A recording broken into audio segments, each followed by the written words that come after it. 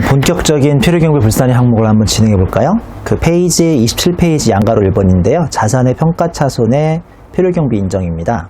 반가로 1번, 일단 왼쪽 세로는 법인세법인데요. 법인세법은 왼쪽 세로에 재고자산은 파손부패 시, 고정자산은 천재지변, 화재, 수용, 폐광 등의 사유 시, 그 다음에 주식은 발행자의 부도, 파산 등의 사유가 있는데, 여기에 비해서 소득세는 1번하고 2번은 같으니까 공부할 필요 없고 3번은 이런 사유는 없습니다. 왜 이런 사유는 없는지 아시겠어요?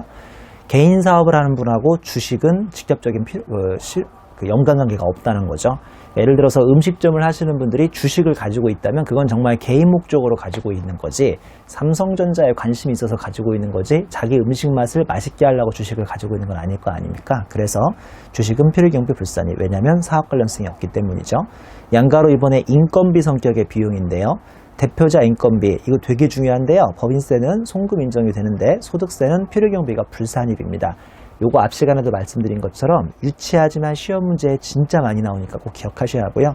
반가로 2번 사업자, 즉 대표자 본인의 건강보험료는 법인세도 송금 인정, 소득세도 다행히도 요거는 필요경비를 인정받을 수 있고요.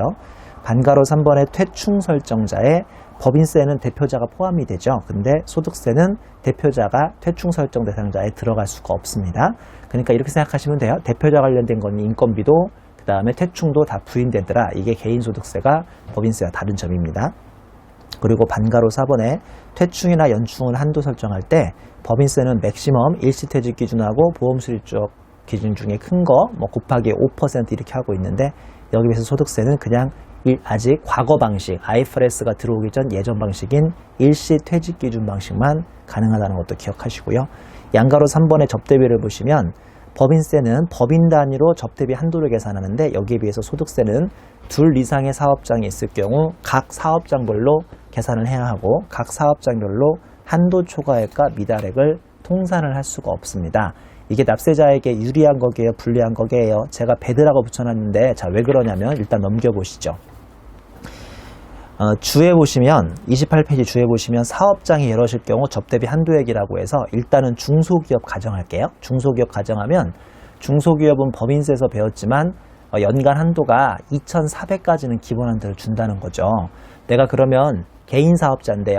사업장이 서울에도 있고 부산에도 있는 거예요. 그러면 서울도 2,400, 부산도 2,400일까요? 말이 안 되죠. 왜냐면 그렇게 하기로 하면 전국의 사업장을 차라리 100개를 만드는 거예요. 100개. 그러면 사업장 하나하나별로 2,400씩 100개면 무려 한도가 24억이 나와버리거든요. 무슨 말씀인지 아시겠죠? 그렇게 하시는 거 아니에요? 보시는 것처럼 박스에 있는 것처럼 동그라미 1번, 기초금액은 1,200 또는 가로 열고 중소기업 2,400 곱하기 12분의 월수는 굳이 공부할 필요 없고요. 이거는 첫 해에만 뭐 예를 들어서 내가 7월 1일자로 개업했으면 첫 해에만 12분의 6 하는 거니까 곱하기, 이게 중요한데 전체 사업장분의 각 사업장별로 이렇게 사업장별로 안분을 하셔야 합니다. 곱해지 3번에 이때 곱해지 1번부터 보시면 수익 금액이 큰 업종을 주 업종으로 판단하니까, 예를 들어서 한 사람이 제조업이 5억이고 부동산 임대업이 10억이면 이거 부동산 임대업이 주업인 거야. 이게 더 크니까. 그리고 부동산 임대업은 중소기업이 될 수 없는 거 아시죠? 여러 번 설명드렸죠? 그러니까 그럴 때는 1,200을 쓰라는 거고요. 꽃표시 2번하고 꽃표시 3번은 참고만 하시면 돼요. 영업을수 가장 긴 거라든지 추계 사업장이라든지 이건 중요하지 않으니까 참고만 하시면 되고요. 그 다음에 꽃표시 4번에 일반 수익금액과 특정 수익금액이 동시에 있으면 일반 수익금액부터 1,000분의 1 적용하라고 돼 있고, 여러 사업장 중 어느 사업장부터 1,000분의 1 적용할지는 문제풀이에 따라서 한도 초과액이 최소화대로 선택하라고 되어 있는데, 이제 이런 것은요 2차 시험에서 아주 예전에 한두 번 나왔 거기 때문에 막 둘 이상의 사업장이 있는데 사업장별로 막 한도 구해서 안분하고 이런 문제는 요새는 1차 수준에서는 안 나온다고 생각하시면 됩니다. 그래도 혹시나 몰라가지고 제가 사례를 만들어 왔는데요. 보다시피 거주자 유대리라는 사람이 제조업도 하고 있고 부동산 임대업도 하고 있고 도매업을 하고 있는데, 그 중에서 도매업은 추계예요. 추계. 즉 장부가 없이 추정하여 계산하는 거니까 요거는 빼고요. 결론적으로 제조업하고 부동산 임대업이 업종이 두 개인 셈인데, 답만 볼까요? 양가로 4번을 보시면, 마지막에 양가로 4번을 보시면 한도 초과액이 제조업은 무려 140만 원 나오고요. 부동산 임대업은 마이너스 20만 원이니까 한도 미달이 나버렸어요. 무슨 말씀인지 알죠? 한쪽은 한도 초과가 나고 한쪽은 한도 미달이 났으니까 욕심상 140하고 마이너스 200을 마이너스 20하고 더하기 빼기 하면 120만 한도 초과로 세금을 내면 되잖아요. 무슨 말씀인지 알죠? 이렇게 한도 초과와 한도 미달이 상계가 된다 안 된다? 안 된다니까요. 앞장에서 배웠잖아요. 그래서 한도 20만 원 미달한 건 뭐 so what? 그래서 어쩌라고. 이건 그냥 끝나는 거예요. 이걸로 끝나는 거고 한도 초과 140에 대해서만 안타깝게 초과로 세금을 낸다고 생각하시면 됩니다. 자, 다시 한번 말씀드리지만 지금까지 1차 시험에서 이렇게 접대비 문제를 막 사업장 2개 이상으로 어렵게 꼬아낸 문제는 없으니까 이거 막 그렇게 심각하게 보실 필요 없어요. 뭐 풀어보시면 사례를 풀어보시면 까짓것 어려울 것도 없는데요. 뭐 이렇게까지 막 안분하는 문제는 안 나왔으니까 간단하게만 참고하셔도 전혀 문제가 없겠습니다. 양가로 4번의 기부금인데 기부금도요, 우리 왜 법인세에서 법정기부금, 지정기부금을 배운 적 있잖아요. 법정기부금, 지정기부금 배운 적 있는데 이 법정기부금하고 지정기부금 배운 게 여기 그대로 거의 이어지기 때문에 뭐 다시 제로 베이스에서 배운다고 생각할 필요는 없고요. 자, 또 하나 들어보세요. 이 기부금이 크게 3번 나옵니다. 우리가 공부할 때. 법인세에서 1번 나오고 소득세에서 2번 나오게 돼 있어요. 그 소득세 2번이 또 한 번은 지금 배우시는 사업소득에서 기부금을 냈을 때 한도가 인정되는 양도하고 또 하나는 우리 7장에 보시면 연말정산에 기부금 세액공제라는 게 있는데요.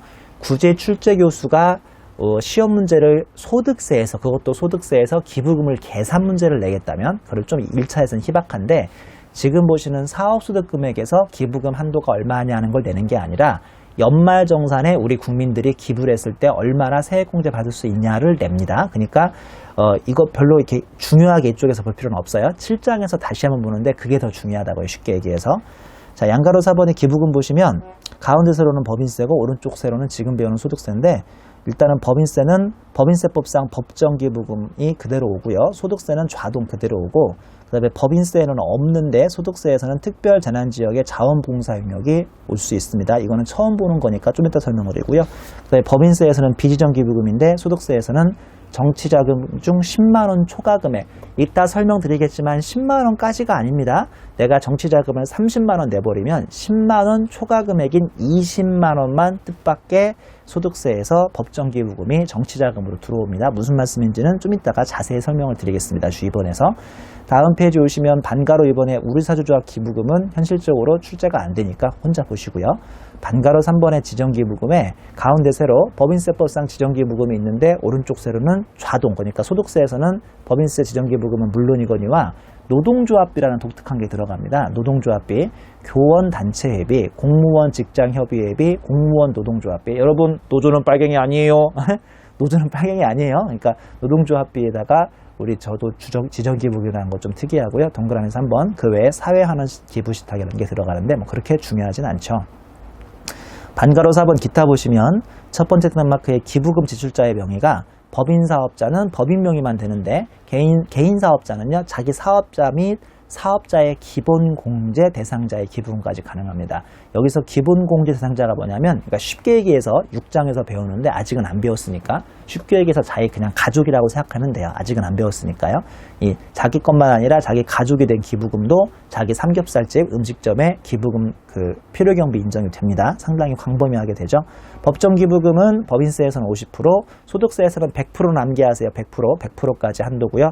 우리 사주조합 기부금은 뭐 굳이 보실 필요 없고 지정 기부금은 법인세에서는 10%, 소득세에서는 30% 가능합니다. 30% 남겨하셔야 돼요. 근데 가로 열고 이게 좀 독특한데 종교 기부금만 있으면 법인세와 마찬가지로 소득세도 한도가 몇 프로예요? 10%예요. 10%. 자, 국가는 종교단체에만 기부를 한다면 개인이 이거를 좋아한다는 뜻입니까? 싫어한다는 뜻입니까? 이거 싫어한다는 뜻이죠. 별로 한도를 안 주니까요. 그 다음 땡마크 보시면 한도 초과 2월 공제, 법정기부금은 5년, 그 다음에 지정기부금도 5년인데요. 뭐 소득세에서도 한도 초과 2월 공제는 일단 같이 적용을 해주고 있습니다.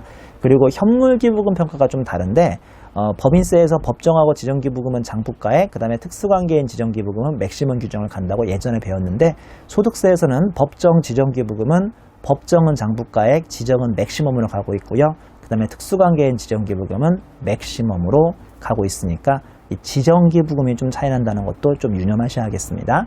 자, 주 1번 보시면 특별재난지역의 자원봉사 영역인데 이게 법인세법에는 없는데 소득세만 있다 보니까 제가 좀 자세히 설명을 드리고 있는데 지난 몇 년 동안 한 번도 시험에 안 나왔죠. 그러니까 가볍게 들으시면 돼요. 지금 보시는 기부금 세제를 아주 강조했던 역대 정권이 바로 1997년인가요? 1997년부터 2003년? 98년인가 2003년까지 5년간 집권한 선생님 DJ 정권이었다고 하죠. DJ 정권은 아시겠지만 DJ 정권하고 그 다음 노무현 정권은 아무래도 그 성장보다는 분배를 조금 더 좋아했던 성향인데요. 그 DJ가 이런 말을 많이 했답니다. 진정한 기부 문화는 법인의 기부가 아니라 개인의 풀뿌리 기부였다고 강조를 했다고 해요. 자기 집권할 때. 그러니까 무슨 말씀이냐면 삼성전자 같은 법인 사업자가 기부를 많이 하면 막 기부 금액이 커지긴 하겠지만 그거 뭐 솔직히 안 좋은 마음을 먹어버리면 그 뭐 핸드폰 판매 단가 같은 거에 살짝 업을 시켜버려서 다시 물건 팔 때 매출액에 단가 올려버리면 그대로 국민으로부터 뺏어오는 셈이라 이거예요. 무슨 말씀인지 알겠죠? 그러니까 법인 사업자가 기부하는 건 진정한 기부가 아니라고 그랬다고 합니다. 그래서 풀뿌리 개인들의 기부 문화를 장려하기 위해서 개인들의 지금 보신 소득세에서 기부금을 상당히 복잡하게 만든 또 주범이었다고 하기도 하죠. 우리 수험생 입장에서는. 근데 이제 그분은 돈이 없는 사람도 기부를 할 수 있게끔 이 주 일본에 있는 특별재난지역 자원봉사 영역이라고 한마디로 돈이 없으면 가서 몸으로 때우라는 소리입니다. 되게 참 거시기 머시기 한 규정인데요. 내용 읽어볼게요. 특별재난지역으로 선포되기 이전에 같은 지역에서 수령한 자원봉사역도 포함이죠. 좀 안 좋은 얘긴 하지만 가장 최근에 제가 아는 특별재난지역은 저 진도 앞바다였습니다. 세월호 그 사건. 그러면 이제 거기가 특별재난지역으로 딱 국가가 지정을 해주는 거예요. 그러면 거기서 자원봉사를 하면 하루당 5만 원씩으로 기부금을 인정해 주는데 특별재난지역이 7월 1일 날 선포된다고 해도 6월 30일, 6월 29일 그 전부터 해왔던 것도 인정된다는 게 가로의 내용이고요. 내용을 보면 봉사 일수 1일당 5만 원을 법정 기부금으로 보며 유류대 등 직접 비용도 공제 가능함.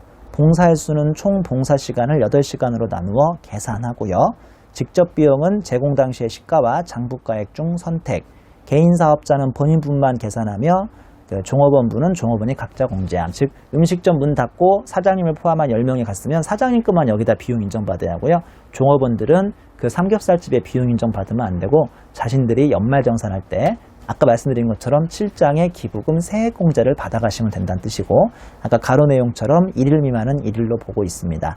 예를 들어보죠. 몇 년 전에 태안반도에 기름 유출됐던 거 아세요? 그래서 자원봉사를 내가 가서 38시간을 하는 거죠. 그럼 답을 보시면 38시간을 8시간으로 나누면 4일하고 한 반나절 이상을 일하게 된 건데 이거 무조건 올림으로 봐줍니다. 1일 미만은 1일로 봐주니까 이거는 4일이 아니라 5일로 보는 셈이고 5일 곱하기 5만 원에 지금 내가 자재를 가져갔는데요. 기름 같은 거 닦으려고 장부가액이 10만 원, 시가가 15만 원이니까 5일 곱하기 5만 원 더하기 15만 원에서 40만 원까지 총 법정 기부금으로 인정받을 수가 있겠습니다. 독특한 규정이죠.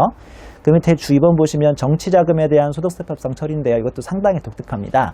우리나라에서 국민들의 그 정권이나 그러니까 정당에 대한 정치인에 대한 기부 문화를 활성화하기 위해서 연간 한 사람당 10만 원까지 기부하잖아요. 이거 되게 재밌어요.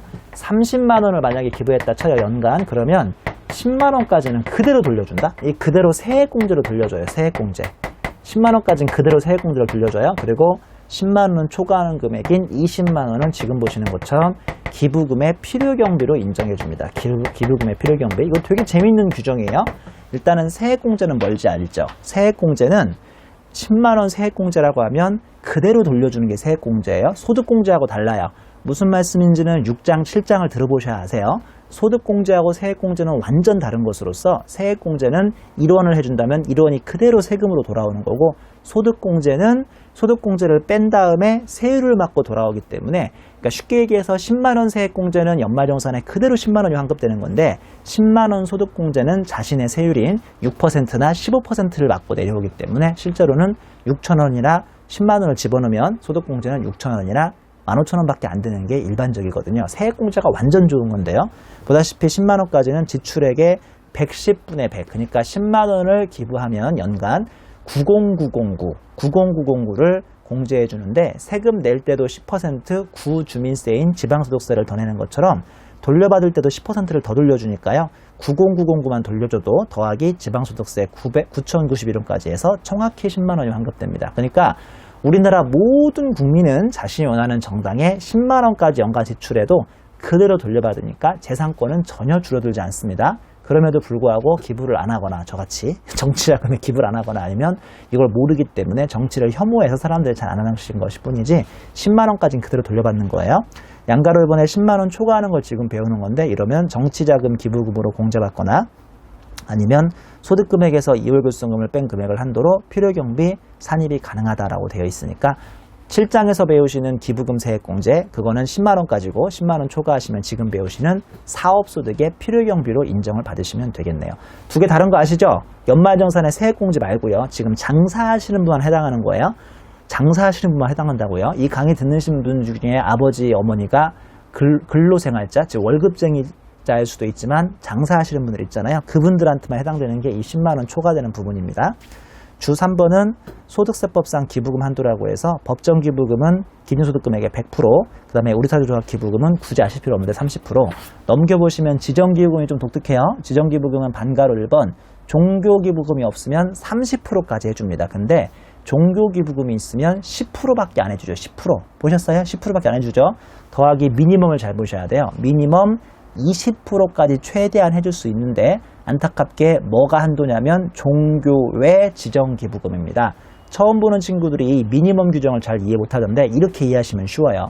내가 올해 1년 동안 장사를 하면서 종교단체만 기부를 해버렸으면 10%로 끝나요. 근데 종교단체하고 불우이웃도 같이 기부했으면 10%에 최대 20%까지 더 적용받으니까 이론상 30%는 적용받을 수 있는데 종교외 지정기부금 제가 아까 뭐랑 뭐 했다고 그랬죠? 종교하고 불우이웃 돕기 했다고 그랬죠?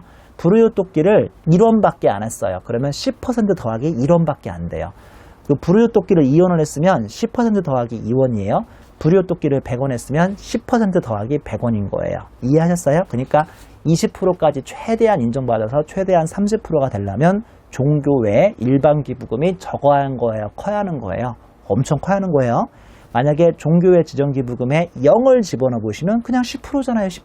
0을 집어넣으면 10%. 그러니까 종교외 지정기부금이 많아야만 최대 30%까지 인정을 받을 수가 있습니다. 여기서 제일 중요한 건 언제나처럼 꽃표시인데요. 기준소득금액은 차강업소득, 사업소득금액 더하기 기부금 지출액. 제가 왜 기부금 지출전으로 환원시켜야 한다고 예전에 말씀 많이 드렸죠. 거기다가 빼기 공제대상 2월결손금이 되겠습니다. 그 다음에 양가로 5번 지급이자 및 가지급금 인정이자인데요. 반가로 1번 지급이자 송금불산입 필요경비 불산입 보시면 법인세에서는 채권자 불분명 사채이자 비실명 채권증권이자 건설자금이자 그 다음에 업무무관자산에 대한 인자까지 4가지가 전형적인 손불이었는데 오른쪽 세로의 소득세는 채권자 불분명 사채이자는 똑같고요. 그 다음에 비실명 채권증권이자는 없어요. 왜냐하면 개인은 채권증권 발행이 안 되거든요. 그 다음에 건설자금이자 똑같습니다. 법인세나 소득세가. 다만 일반 차입금은 자본화가 불가능하고 특정 차입금만 이런 규정이 있다는 거랑 법인세는 NA 없다고 써있죠. 없습니다만 소득세에서는 초과인출금 관련 이자라고 해서 지금 좀 이따 배울 주에 초과인출금 관련 이자가 독특하게 있습니다. 그리고 업무무관자산에 대한 지급이자는 둘 다 양쪽에 똑같이 있으니까요. 결론적으로 이번 사업소득에서 새로 배우실 건 동그라미 3번 초과인출금 관련 이자만 새로 배우시면 되겠네요.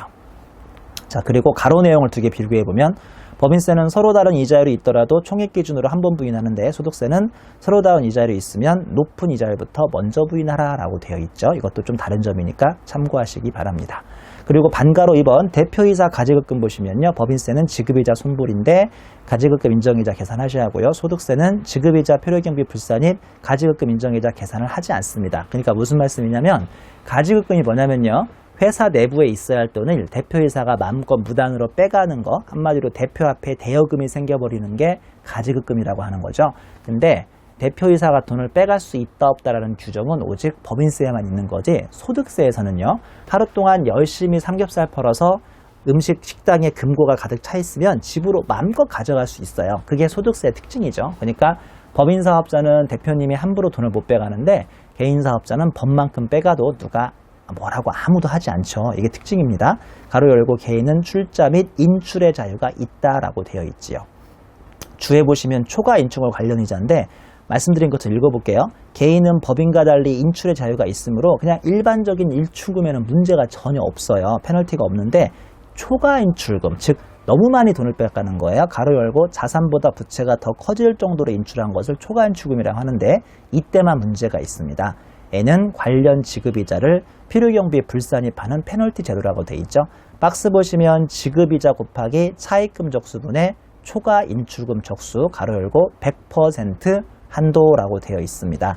그 밑에 땡마크 보시면 코표시 보시면 사업용 자산과 부채를 봐서 사업용 자산보다 부채가 더 클 정도로 집으로 너무 많이 가져가신 분들 이런 경우고요. 단 부채의 경우는 충당금과 중비금은 인출할 수 없고 성격상 좋은 부채이므로 부채로 보지 않는다고 해서 X 쳐놓고 제가 9이라고 붙여놨죠.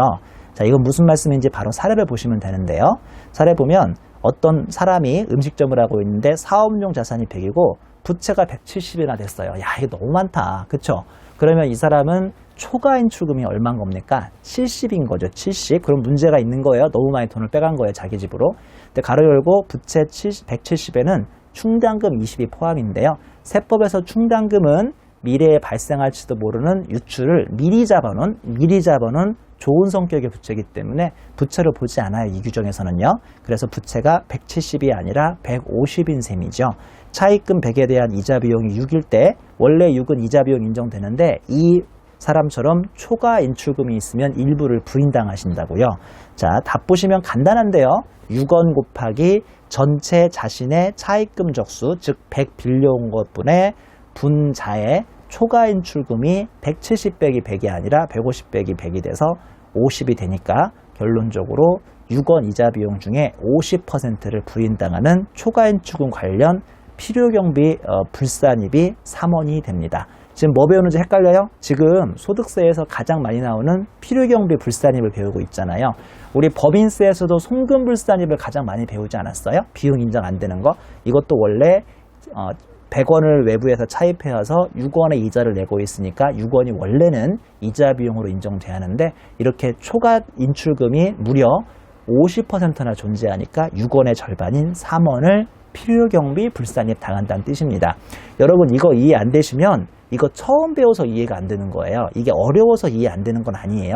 다시 한번 말씀드리지만 필요경비 불산입으로서 원래 100원 빌려온 거에 대한 6원 이자 비용이 비용 인정돼야 하는데 50%인 3원만큼은 필요경비 불산입으로 부인당한다는 규정입니다. 자, 다음 페이지 31페이지의 양가로 6번 기중 양도자산 감가상각비 및 고정자산 처분손익인데요. 이게 약간 까다롭죠. 근데 걱정하지 마세요. 다행히도 시험에 거의 나온 적이 없어요. 1차 시험에서는 많이 이걸 다루지 않습니다. 좀 까다롭긴 합니다. 자, 반가로 1번 기중 양도시를 보면요. 법인세는 감가상각 월할 계상을 하고 다만 동그라미 2번에 시부인 계산은 생략을 합니다. 자, 다시 잘 들어보세요. 기중 양도가 뭐예요? 어떤 회사가 6월 30일까지만 기계를 쓰다가 팔아버리는 걸 기중 양도라고 그래요. 그렇죠? 기계장치를 쓰다가 6월 30일에 토지나 건물 또는 기계를 팔아버리는 걸 기중 양도라고 한다고요. 이럴 때 법인세는 동그라미 1번 감가상각을 6월까지 월할 계상합니다. 12분의 6을 계산해요. 동그라미 2번 하지만 시부인 계산, 즉 한도 테스트는 하지 않습니다. 헷갈리면 안 돼요. 기중 양도 자산은 6개월 만에 팔았으면 6개월 동안 감가상각을 한다 안 한다? 감가상각은 합니다. 옛날에 제가 공부할 때는 감가상각도 안 한다고 오해했는데 감가상각은 하죠. 다만 시부인 계산, 즉 한도 테스트를 하지 않을 뿐이죠. 한도 테스트. 한도 테스트는 왜 하지 않죠? 이거 법인세 설명했는데 한도 테스트를 아주 시간도 없는데 어렵게 했다 쳐요. 근데 한도 초과 손불이 나와버렸어요. 손불 100이 나와버렸어요. 한도 초과로. 근데 손불 100이 나왔는데 원래 유보나 마이너스 유보는 뭐 할 때 사라지죠? 처분할 때 사라지니까 손불 100이 나오자마자 바로 이걸 처분 지금 하고 있으니까 마이너스 100 유보가 나와서 굳이 할 필요가 없죠. 아마 법인세 이해했던 분들은 무슨 말인지 아실 거예요.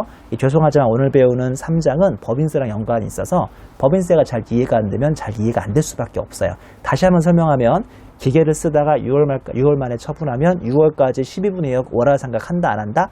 월할 상각은 하되 뭐까지 할 필요 없다. 한도 테스트까지는 할 필요 없어요. 한도 테스트로 손불이 나와봐야 지금 처분하면서 반대쪽으로 송금산입으로 뒤집어버리면 되니까요.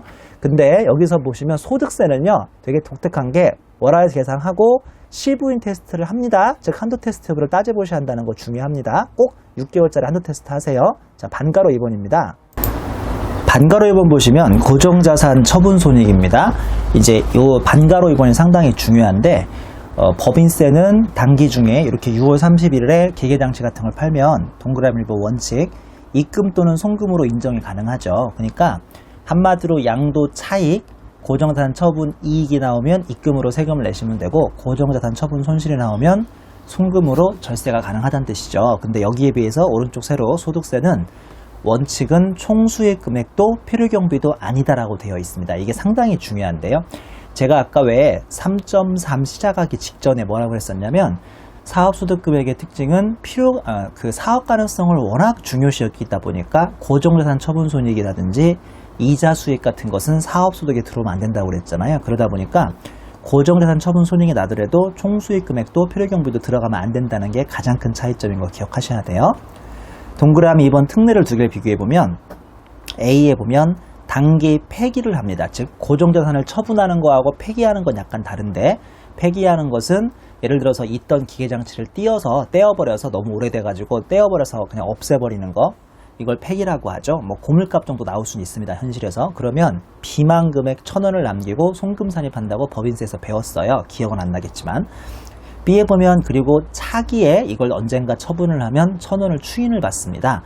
근데요. 실무에서는 그의 기계장치를 띄워버리고 그의 처분을 하는 경우도 있죠. 엿장수한테 한마디로 엿장수한테 그 고물값이라도 받으려고. 근데 꼭 우리 수험 목적으로 시험 문제에서는 올해 뜯기만 해요. 올해 뜯기만 한 다음에 그 엿장수한테 파는 것은 내년에 팔죠. 엿장수한테. 이상하게 시험 문제 꼭 그렇게 나옵니다. 그래서 단기에 폐기만 해버리면 송금산이 받을 수 있고요. 1,000원 남겨놓고 차기에 처분하면 나머지 1,000원마저도 다음 기회에 인정받을 수 있어요. 근데 오른쪽 세로 소득세는요. A 단기 폐기까지만 하면 즉 그 기계장치를 뜯어만 내면 아직까지는 귀속 시기가 내년으로 봐야 하기 때문에 필요경비를 불산히 받고요. B에 보시면 차기의 시나리오대로 차기에 처분을 하면 처분하는 해에 송금 즉 필요경비를 인정받으니까 보다시피 가운데 세로하고 오른쪽 세로에 고정자산 폐기 손실에 대한 처분 말고요. 물론 처분도 차이가 둘 사이에 있는데 폐기에 대한 즉 동그라미 2번 특례 A, B에 대한 관점 차이가 분명히 있다는 거. 이게 가끔씩 1차 시험에 존재하니까 등장하니까 꼭 기억하시기 바라고요. 다시 B를 보면 법인세는 1,000원만 남겨놓고 비용 인정받는데 소득세는 장부가액 빼기 처분가액만큼 손실 비용을 인정받아요. 즉 무슨 말이냐면 장부가는 1억 남았는데 실제로 엿장수한테 파니까 고물값을 1,000만 원밖에 안 쳐주더라. 그러면 1억 빼기 1,000만 원인 9천만 원만큼 손실 인정을 받기 때문에 실은 손실 인정받는 금액도 법인세와 소득세가 약간 차이가 납니다. 이렇게까지 깊숙하게는 안 나오는 경우도 있는데요. 약간 차이 나니까 기억하시고요. 반가로 3번에 양도자산에 대한 상각부인액이라고 해서 이건 아까 설명했는데 6월 30일자에 기계를 팔아버리면 그동안에 있던 유보는 뭘로 사라진다? 마이너스부로 사라지죠. 법인세 읽어보시면 원칙은 송금산입 왜냐하면 가로 열고 반대조정 마이너스부로 사라지니까. 근데 여기에 비해서 소득세는요. 원칙 별도 세무 추정 없이 그냥 자연스럽게 소멸됩니다. 잘 들어보세요. 개인 사업자, 사업소득에서는 유형자산이나 고정자산의 처분이라는 행위가 우리 사업 관련성이 있다고 봤어요? 없다고 봤어요? 이 사업 관련성 안에 안 들어온다고 얘기했죠. 그러니까 아무리 처분을 한다 해도 유보 같은 게 막 자동으로 반대조정이 있거나 그러지 않아요. 한마디로 눈도 깜빡하지 않는다고요. 소득세에서는. 그러니까 그냥 자연 소멸돼 버립니다. 마이너스부 같은 게 없어요. 근데 특례라고 해서 시설 개체 기술 낙후로 인한 생산 설비 폐기 손실은 요것만큼은 필요경비가 인정되니까 좀 독특한 규정이 있으니까 표시에 시설 개체 기술 낙후를 한번 간단하게라도 그 단어들은 기억을 하셔야겠습니다. 제가 지금 말한 것은 사례에도 있으니까 사례 한번 풀어보시되 다시 말씀드리지만 이 양가로 6번이 오늘 강의 중에 가장 난이도가 있는 편인데 다행인 것은 1차 시험에서는 그렇게 많이 안 건드니까 잘 이해 안 되시면 간단하게만 보시고요. 사례를 다시 한번 보시면 간단하게 제가 기중 양도자산이 무슨 뜻인지를 설명을 해놨으니까 한번 비교해 보시기 바랍니다. 양가로 7번의 기타 차이 비교인데요. 글쎄요. 저는 뭐 나름대로 이 양가로 7번을 되게 막 자세히 그리고 막 그 심혈을 기울여서 만든 건 전혀 아니었는데 작년엔가 어떤 수강생이 이런 기타 차이 비교가 참 잘 돼 있다고 좋아하시더라고요. 뭐 그냥 간단하게 법인세하고 소득세 차이 나는 거를 제가 몇 가지 그렇게 중요하지 않은 걸 요약해왔는데, 여기서도 과거에 한두 번 시험 문제가 나온 적은 실은 있죠. 예를 들어서 반가로 1번 자산의 평가 차익이 법인세는 법률에 의한 평가증만 허용이 된다고 그랬어요. 기억나세요? 보험업법 기타 법률에 의한 평가증은 허용이 되는데 그냥 소득세는 그런 게 아예 없어요. 무조건 평가증 불가해요.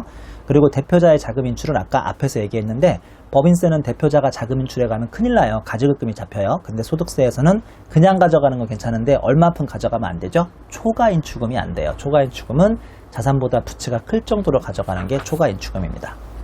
넘기시면 반가로 3번 외화자산과 부채의 평가인데요. 그 외화자산 부채 평가가 환산 규정이 있어서 법인세에서는 환산을 선택할 수 있는 규정이 있다는 걸 배웠습니다만, 소득세에서는 아직 외환산에 대한 규정이 없어서 환산 이익 나오면 입금불산입, 환산 손실 나오면 무조건 송금불산입이 됩니다. 말을 잘못했네요. 제가 지금 법인세용으로 얘기했죠.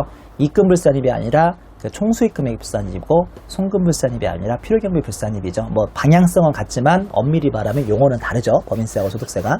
그 다음에 반가로 4번 대손충당금 한도액이 가끔 약간 복잡한 계산 문제에서 끼어 나오는데, 법인세는 그냥 남아있는 장부가액의 1% 정도는 인정이 됩니다. 채권의 장부가액 곱하기 설정률. 근데 이때 채권의 장부가액에 매출채권, 미수금, 대여금 등 남한테 돈 받을 일은 그게 매출채권이든 아니면 미수금이든 대여금이든 다 들어갈 수 있는데, 여기서 소득세에서는 특이하게 채권 장부가액 곱하기 설정률 계산 시 사업 관련성이라는 걸 따지기 때문에 대여금 및 고정자산 처분 미수금은 아예 이 채권의 장부가액에 들어올 수가 없습니다. 제가 기출문제 같은 거 계속 업로드할 때 그때 풀어보라고 그랬죠. 이런 문제들이 아마 있을 텐데요. 내가 남한테 받기로 한 돈이 1억이라면 법인세에서는 1억의 세법상 한도 1%를 주기 때문에 대손충당금 한도가 100만 원 나옵니다. 근데 소득세는 남한테 받을 돈이 1억인데 매출채권이 8천이고 유형자산, 즉 토지를 팔고 못 받은 미수금이 2천이 있다면 2천은 그 모수에 들어갈 수가 없어요. 즉 8천 곱하기 1%만 해줘야 한다는 거예요. 왜 그런지는 아시죠? 소득세는 무슨 관련성이 중요하다? 사업 관련성이 중요하다 보니까 매출채권만 즉 사업 관련성이 있다고 보는 거고요. 토지 같은 거 팔고 못 받은 미수금은 사업 관련성이 없다고 보는 겁니다. 즉 사업 관련성이 상당히 중요해요. 소득세에서는. 반가로 5번의 일시사학중단금인데요. 국고보조금, 공사부담금, 보험차익에 대해서 결산조정과 신고조정을 선택할 수 있다는 것을 일시사학중단금에서 배웠는데, 소득세, 법인세에서 일시사학중단금 자체가 그렇게 중요한 토픽은 아니어서 별로 기억을 못 하실 텐데, 이게 문제에 나온 적이 있습니다. 몇 년 전에. 근데 소득세에서는 국고보조금, 보험차익에 대해서 결산조정만 인정되고 신고조정 인정이 안 됩니다. 이런 건 누가 냈을까요? 이런 옆기 변태 사이코 교수님이 냈을까요? 이런 거 내시면 안 되는데, 이런 그 정말 후미진 구석에서 시험 문제를 냈었죠. 반가로 6번 유가증권 처분손익은 입금 또는 송금 인정. 근데 우리 소득세에서는 사업무관이므로 아예 총수익금액 표류경비가 잡히면 안 되겠습니다. 반가로 7번의 가사 관련 경비죠. 가사 관련 경비는 이 가사가 집이라고 그랬어요. 집. 말이 안 되는 거예요. 어떻게 회사 돈을 회사에서 써야 할 돈을 집에서 관련된 돈으로 씁니까? 이거 말이 안 되죠. 법인세에서는 업무 무관 비용 손불이고요. 소득세에서는 가사 관련 경비는 사업과 무관하므로 당연히 손불과 유사한 단어인 필요경비 불산입이 됩니다.